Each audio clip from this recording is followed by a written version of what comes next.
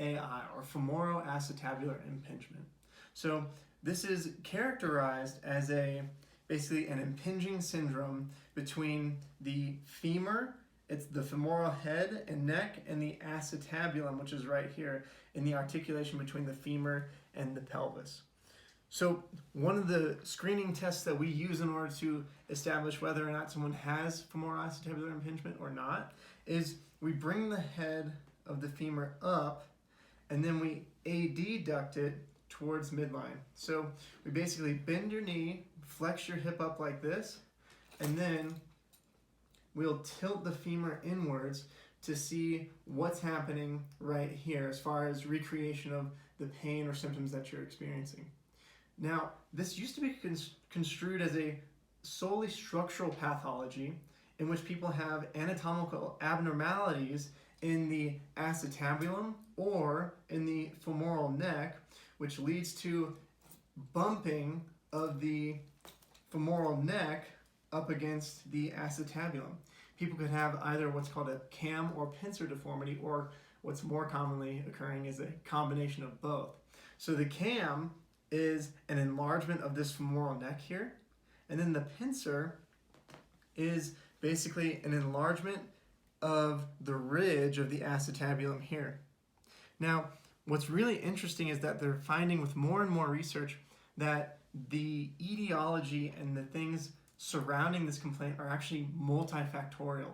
So even if you have the structural abnormalities that used to be thought as the sole reason for these complaints, it doesn't necessarily mean that you're going to have symptoms or not.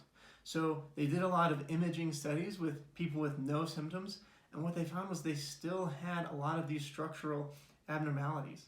Some of the other symptoms and some of the other variables that they found associated with symptomology in this sort of clinical syndrome are alterations in gait kinematics, decreases in the size of the musculature in the hip and the thigh, and then the thing actually correlated the most when we're looking at one versus the other, looking at structural abnormality and another variable, are actually psychological symptoms. So our thoughts and our psychology and our situational context in which we live actually have a really big role to play in the etiology and actually the severity of the symptoms associated with this condition.